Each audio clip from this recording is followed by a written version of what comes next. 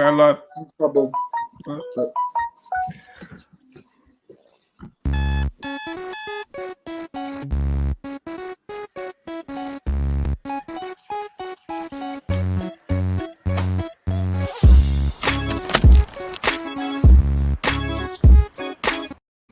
Boom. Back. It's a transfer exchange show. We are live. And tonight, well, I say tonight, I've been on all day. We've been on all day. My brain is a mush right now.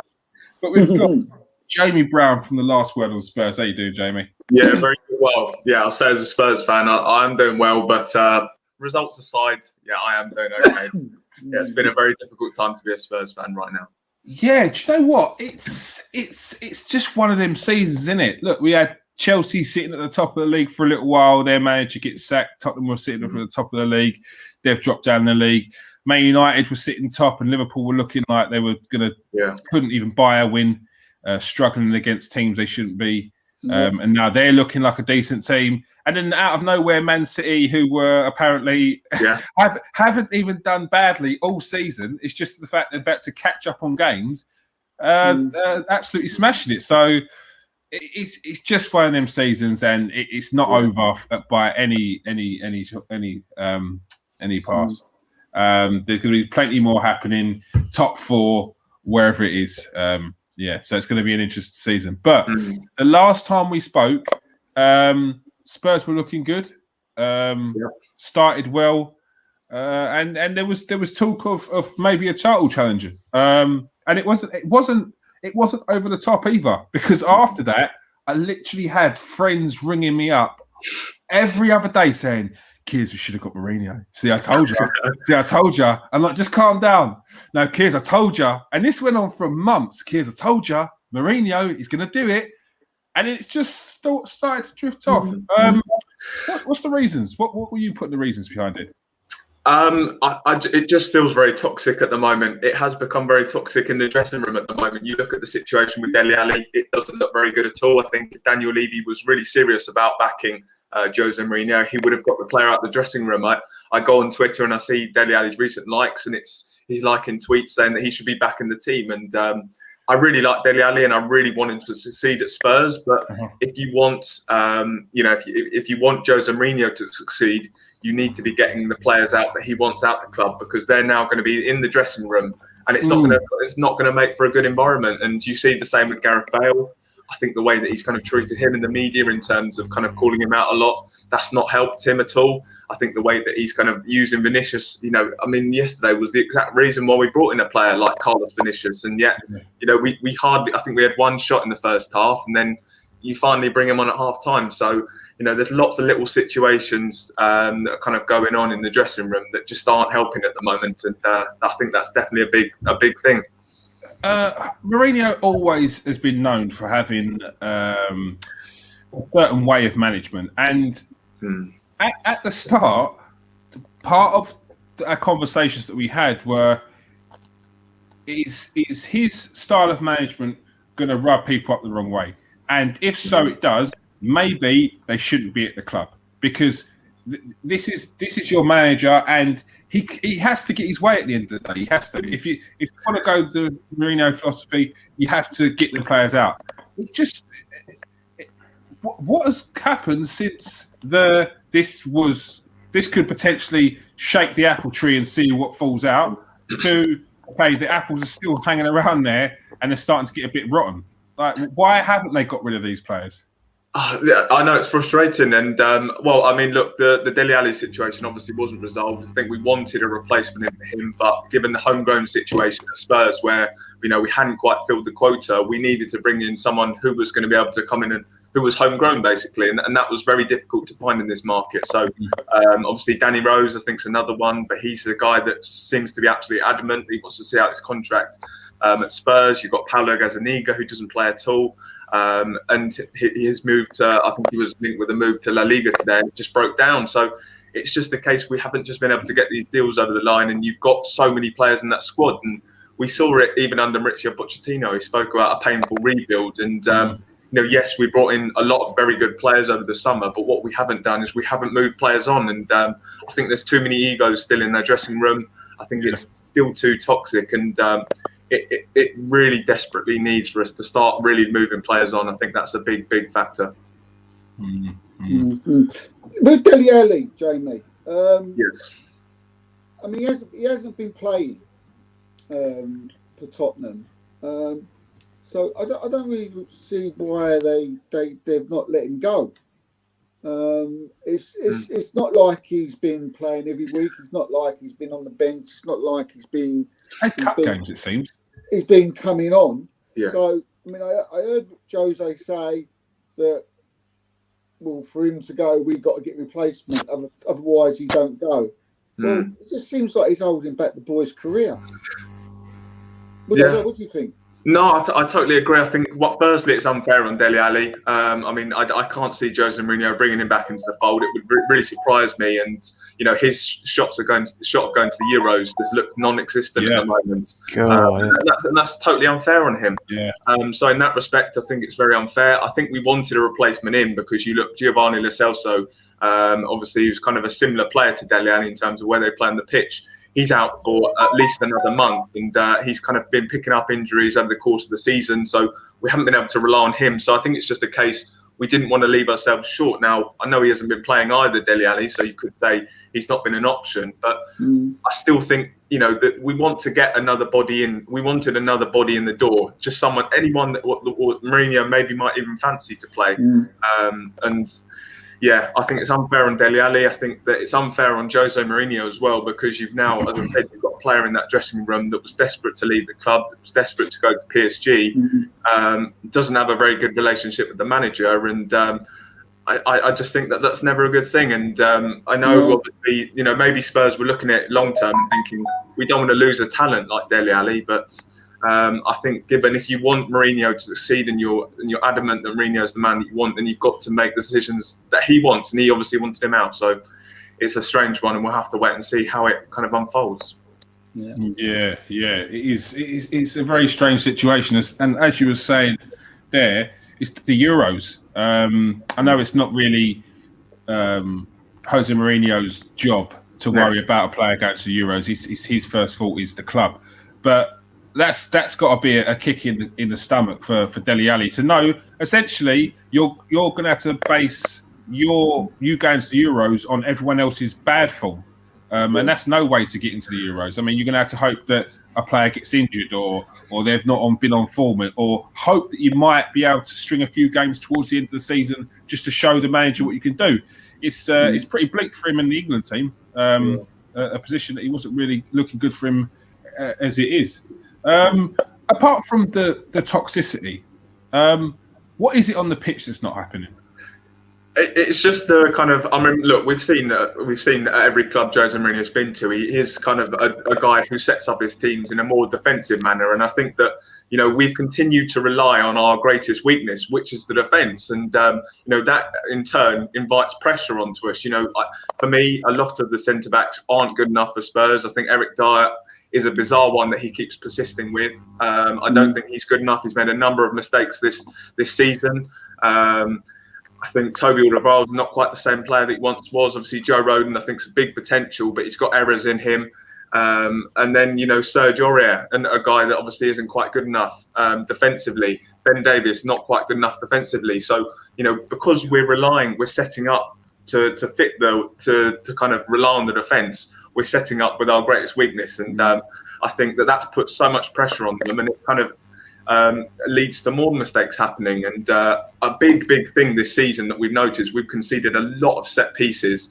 And because we're setting so deep, we give the opposition chances to have set pieces in around the box because we sit back so deep. And, that's led us to concede so many goals. And, there's been so many occasions. I mean, we saw against Wolves, conceded from a corner. I think against Newcastle, when we drew 1-0, we had a set piece. It was a free kick into the box. They got a penalty.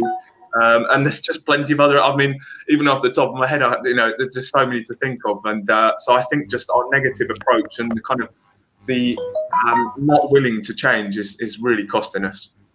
Yeah, it must.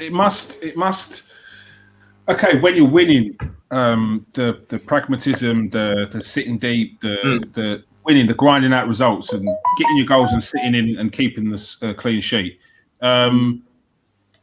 When you're winning, that feels okay. But it's when when the results aren't quite going well, then you'll get the players that didn't want to play that way kind of second guessing it. Then you'll get the other players that it's you're always going to get that with Mourinho. Yeah. It's just, will he change it sometimes? Yeah, I can't see it happening. I just don't see it happening. I mean, yesterday was the perfect opportunity to go and change it. We're playing a team that's the last 3 home wins are come in 2019, 2020, and now 2021. So this was a team that we had the opportunity to go and take apart, to go and play on the front foot, and we didn't. We decided to sit. I mean, in fairness, yesterday was a group of players that kind of. That didn't know what the plan was. There was no plan yesterday. It looked like a team totally devoid of confidence, totally devoid of ideas. And I say, we do usually set up with this kind of defensive-minded approach, but yesterday they just didn't look like any sort of approach. And you saw that with Brighton absolutely dominated us. And they just do not seem to be buying into the style at the moment. Yeah, I mean, I know there's only still a few hours to go in the window, so they may very well still bring in a centre back, but I think we called it the last time we spoke. I mean, Jerome done a thing on Joe Roden, and he said the same thing, that this kid is in the future is going to be something special. He's going to be a good player. But you could not. I mean, you could not put him in the centre back this season. Yeah. You had to go for someone like a Skriniar or someone of experience. You can't put players. I mean, it's the perfect example of 100%. Putting a championship player of young age into a title challenging side. It's just absolutely ridiculous. And, totally. I mean, is there any? You might know some rumours, Jamie, of a centre back. Anybody? Yeah, I mean, I totally agree with what you said. I think that Joe Roden, in fairness, he's coming and he has done really well. I think he was thrown into the deep end. He was kind of made his debut against Chelsea. And obviously they were flying at the time, and that was a really difficult game for him. But he came away with a clean sheet. He has impressed, but I think it gets to a point where you're playing with the players that are currently making mistakes, and that's the one big thing Spurs need at the moment. There's just no leadership in the back line, and again, it's we're setting up to fit the back line, and there's no guy that's in there that's taking command. I think the first goal against Liverpool, you watch the kind of line, they're trying to play an offside line, but no one knows where to keep the line. And you've got Sergio Aurier looking to keep the line, Eric Dyer's running back, and then he's playing Sadio Mane on side. There's no leadership in the back line, and that was one thing that we desperately needed, a big centre half, someone who was going to come in and transform the team. If we were genuinely serious about challenging for the title, that's one thing we're missing so badly, is a real top centre half. But Joe Roden, I totally agree, he's a guy who's definitely one for the future, but he's in there, and he's alongside players that are making mistakes, and that's not happening at all. I mean, I felt sorry for him, the fact that he made a little mistake over the weekend. I mean, and straight away you've got all the cameras literally balling on him, and picking him out as the guy who's made the mistake. And I felt so sorry for him, and he shouldn't be thrown in there this early. I know. I do get that. I mean, in fairness, I think he's warranted his place to kind of be starting, and it was very unfortunate he did make that mistake. But again, I think it comes from the fact that he had, there was no support in there, and you're bound to make that mistake when you're 23, just coming into the Premier League. It was something like his 4th Premier League start, so it's it was very harsh on him. I was quite pleased after the game. José Mourinho came out and said that he had a very good game and kind of defended him, so that was obviously nice to see. But I think you're totally right. It's just we are missing that big centre half. We just haven't got that. Yeah. That's what I was saying before. Jerome, when he did look at Roden, I'm sure you're probably not surprised with the good things he has done. And like you're saying, you're going to expect these mistakes. But if you're trying to challenge for a title or trying to challenge for top 4, every mistake is under a microscope, and it's going to be looked into. Sure. Jerome, would you say you're surprised with the way? Not the way the form's gone with Tottenham, but the way some of the players are reacting to José Mourinho now? Am I surprised? Well, I suppose that there is previous with Mourinho, isn't there? But I think it just goes to show how quickly things can change in football. So literally a few weeks ago, like Jamie, I'm sure you're probably like feeling on top of the world, really optimistic. And then every time I literally went on Twitter, there was them lot happy in a podcast. We were speaking about when we was on the podcast last time with Jamie, speaking about Bow, and he could be like he could be the difference maker. But then after that, the team went on a really good run. Like they were playing really good football. Højbjerg was one of the probably players of the season, not just for Spurs. Like in the league, he couldn't put a foot wrong. Højbjerg, could he? Really? Yeah. I mean, he's still playing well. But it's hard. I guess Mourinho probably isn't one of those managers that, like a Harry Redknapp, would put your arm around you. He's more sort of a bit more controversial, and I guess, like we said, can rub players up the wrong way. And for a player to be playing well, they got to feel like loved and wanted. Yeah. And it's like with Dele Alli, he's such a good player. Like I guess there's just a clash between him and Mourinho, because let's face it, he gets into pretty much every Premier League team, Dele Alli, even if you don't maybe like him, whatever, if you support a different team. But when you look at him football-wise, he's a quality player. He was playing for England regularly, and he's hardly. I don't remember him kicking a ball really this season. But as I said, it changes one direction. You never know. In a few weeks, it could all change again. But I think obviously for Spurs missing Kane, I don't know how long he's going to be out for, Kane. They've said that in his mind he thinks 2 weeks, but I mean that's Harry Kane, and we always know he comes back so quickly. But his ankle be swinging on the bone. I know, but I mean it's a worrying thing. You don't want him to rush back, but I mean at the same time we desperately need him. So it sounds like it'll be around 2 to 3 weeks, I think. I mean he makes such a big difference, doesn't he, Kane? I mean you say like obviously one player doesn't make a team, but one player can have a massive impact, and you sort of realise it when he doesn't play, I suppose, don't you, with Kane? Just that aura on the pitch. I mean, you just giving him the ball, you just feel so secure. I mean, his all-round game has just improved so much. I remember people saying that all he did was score tap-ins, but now you cannot accuse him of doing that. He's just everything to his game is fantastic, and against Liverpool, he was really our only creative outlet, and it's no wonder that when we came to play Brighton, there was just no kind of spark in the team. I think Ndombele has been absolutely sensational, but I mean there's still a difference in level between him and Kane, and Kane such a big miss. And with Kane, he gets the best out of Son as well, doesn't he? Son's not the same player without Kane. No, it's going to be. I mean, it will be very painful if we don't win anything this year, and you see Harry Kane and Son combining to break. Who was it?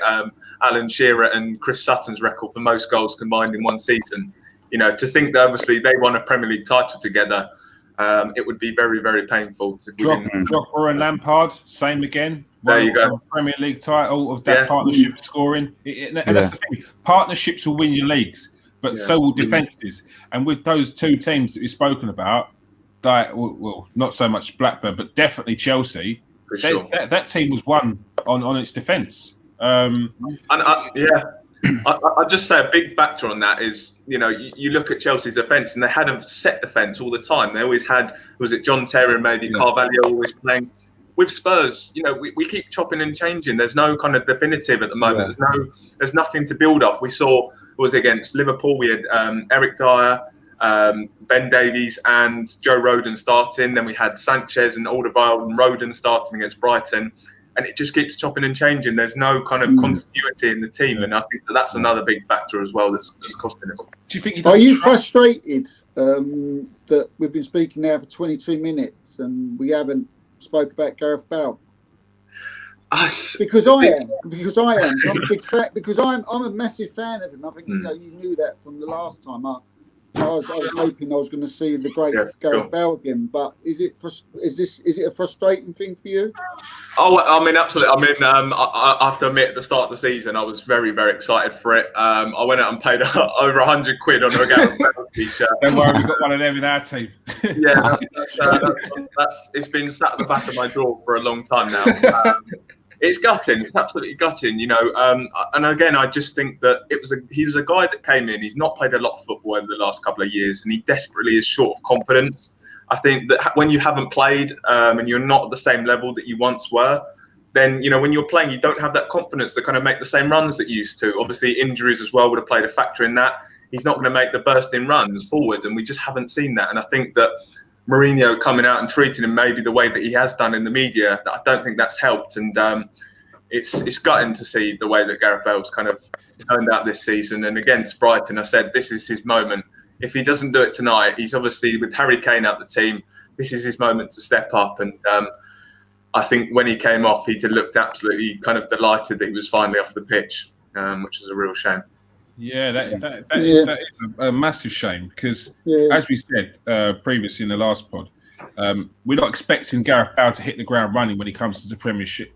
But it could be something that later on in the season, maybe in and around Christmas, once it starts getting congested and the games have started piling on, Gareth Bale could be the difference. He could be the take the weight off of Harry Kane or Son or something like that. But it's just not worked out at all, and that's a proper kick in the teeth for anyone that's hoping to see a little bit of Gareth Bale. Yeah, for sure. I mean, it is gutting. You know, he had that absolutely incredible welcome home. You know, we were so excited to see him. As you know, you said, we were so excited to see that front three of Kane, Bale, and Son. It was such an exciting proposition, but you know, again, he just looks devoid of confidence. He doesn't want to do the bursting runs that he used to. He doesn't have shots from, you know, long range that he would. You know, we saw in the Champions League final some of the goals that he scored. He's not doing that anymore. He's looking to make passes to play it off to someone else as quickly as possible. There's just no confidence in Gareth Bale at the moment. Do you think you give him the freedom, or do you think, or do you think it is just confidence? Like, I was thinking when you said about confidence there, and I thought to myself, I think we forget that this was a player who shot onto the scene with confidence, like not with confidence, but had to grow. He was a player that when he played left back, he was like, he had a stat where every game that he played, they didn't win. They moved him up forward, and then it was that game against Inter Milan where that gave him a burst of confidence. And he had that belief in himself that he could just take on anyone. Because if you take on Michael, who was regarded as one of the best right backs in the world at that time, in your head, you think you could take on anyone. And it didn't stop from there. And it's only now where it's like, maybe the Real Madrid thing, coupled with the Tottenham thing, it's maybe getting in his head a bit. I said this to just said this recently on a WhatsApp group that I was in. It's absolutely gutting if we don't see the best of someone like Ryan Sessegnon, Steven Bergwijn, Gareth Bale, and Dele Alli. 4 players that are kind of all in maybe same position, but they're kind of being shackled by the way that we're playing. You know, Steven Bergwijn is not getting those opportunities to run at defenders. We saw his goal, what he can do in the first game back after the lockdown, with the goal he scored against Manchester United. Gareth Bale as well, it just doesn't seem like he's being given that freedom to go and kind of express himself because of the way that we're playing. He's been asked to kind of come back deeper and help out there. So there is definitely a case where a number of players aren't being given that freedom to go and really express themselves. And it, you know, there is a lot of talent in this team. But, you know, Ryan Sessegnon has been sent out on loan. Gareth Bale never gets any opportunities. Steven Bergwijn, yes, he does play a lot, but he's been asked to do so much defensive work that, you know, at times he's almost playing as a fullback. And obviously Dele Alli completely exiled as well. So there is a real kind of a lack of players being given that freedom to go and express themselves. Do you give Gareth Bale another contract? Another year? Blimey. Not currently. No, I wouldn't. I mean, unless a new manager was to come in, and maybe that would give him more freedom to go and do something else or confidence to go and really express himself. But as of currently, I would say no. No. It's probably one of those heart says yes, but head says no. Yeah, absolutely. I mean, it's just it just doesn't seem sensible. I mean, we're paying him still a lot of money to be here. He's not making any sort of impact, and it's just I think it's, you know, if it was to continue the way it does, I wouldn't give him any contract. So where do you go from here? Is it a case of see how this?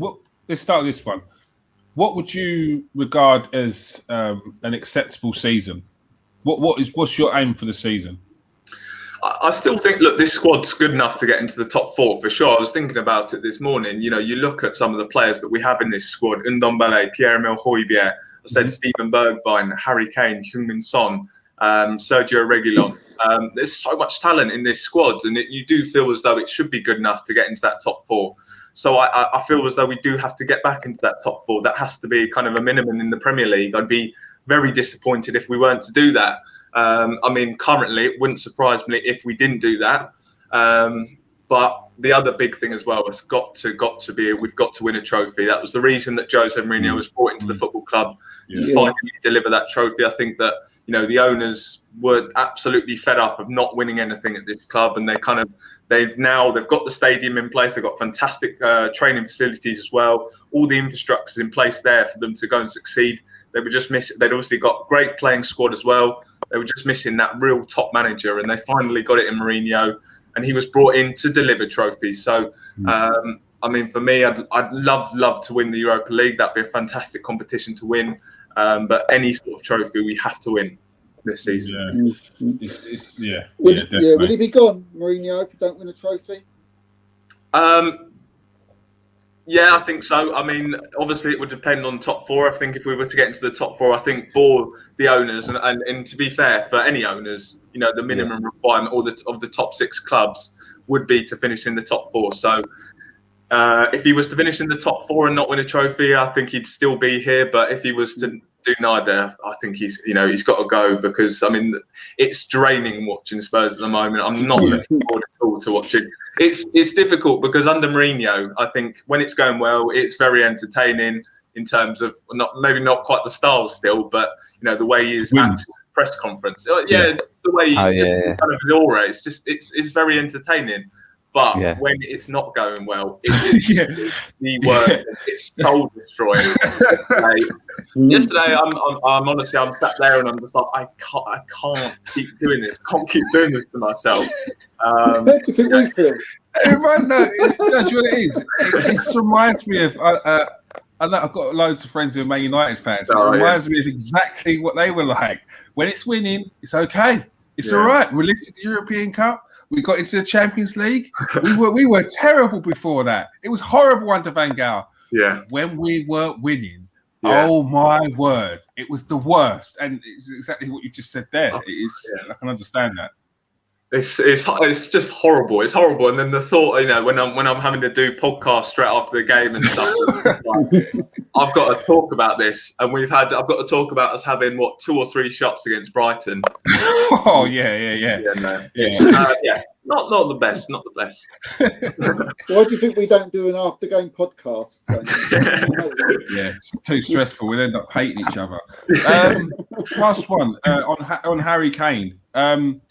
Is it seriously worrying if you don't win anything this year and you don't get a top 4 spot that Harry Kane will leave? I think yes and no. I think in his head he'll want to go, and in a way, in a non-selfish way, Spurs fans, we absolutely love Harry Kane and we want the absolute best for him. And if that was to leave Spurs, then so be it. But I think in countering that, it'd be still difficult to see him leave the club. When you've got a chairman like Daniel Levy in charge, he will want a huge amount of money for Harry Kane to let him leave. We see the way that he stopped Tanguy Ndombele leaving, the way that he stopped Dele Alli leaving. He wanted to keep those players at the club and build around them. He will not want to lose Harry Kane. So the sort of fee that we'd be looking at for Harry Kane, that we'd be demanding, I just can't see any clubs willing to pay that. It will be absolutely astronomical. It'll be something like £150 million at least. And for a 28-year-old who's got the injury track record, I think he could. I think as much as it'd be horrible to see him stay here and he didn't win anything, but I think that'd be the case. He could well get priced out of a move, and especially in a COVID summer as well, where it's so uncertain. I think it's going to be very difficult to any club to kind of match what we want from him. Yeah. 100% agree. Or the only thing that would counteract that is if the players just outright said, "Look, it's my time to go. Like I've done my service here," which I could understand. I could see a player doing, and I could understand many chairmen going, "Okay, in an ideal world, but this is money, and this is the real world. This is Daniel Levy." And he'll be like, "You did. I get what you're saying, Harry, but you did sign a contract." We said this, we said this to Dele Alli. We said it was totally unfair on him to leave. So, Daniel Levy want what's best for the club, and he thought that keeping Dele Alli was best for the club, and he thinks that keeping Harry Kane, of course, will be best for the club. So, I think it's very difficult to see him leave. Can I ask Jamie? Can I ask Jamie one quick thing? Is that okay? Sure. Sometimes you get a feeling, a vibe from a player that maybe he wants to go for whatever reason. He probably doesn't say it publicly, but do you get that feeling from Kane that he wants to go? Does he give any signals, or is it all, or does he not give off that vibe at all? Do you know what I mean? Yeah, no, I do get what you mean. Look, I don't think you can begrudge him as well. I mean, you look at kind of the athlete that he is. I think he obviously models himself on someone like Cristiano Ronaldo. He's a guy that's had to really work hard to get the top, and he is desperate to win the major trophies. So, you can just tell that. I think the big thing that works in our favour is that he is one of our own. He's come through our academy. It's a very, very unique situation. Yeah. I mean, you could potentially compare it to someone like Totti at Roma. Maybe he was good enough to go elsewhere, but kind of that loyalty kind of shone through. So I can't see Harry Kane ever coming out and really pushing for that move. And I don't think he'll show any signals of wanting to leave. But, maybe behind the scenes, he might push for that move, maybe, just depending on what happens. If we don't win anything this season, we don't get into the top four, then I'm sure he'll be behind the scenes pushing for that move, but publicly, I think he'll never do. Yeah, if I was Man United, if Tottenham didn't win anything this year, I'd be making a push for Harry Kane. I'd be like 100 million. There you go, and see what Levy says to that. You're one game away from winning something, aren't you? And you're 6 points behind Leicester in fourth, and you've got a game in hand. So it's not all bad, is it? I mean, in fairness, that one, obviously the one game is against Manchester City. So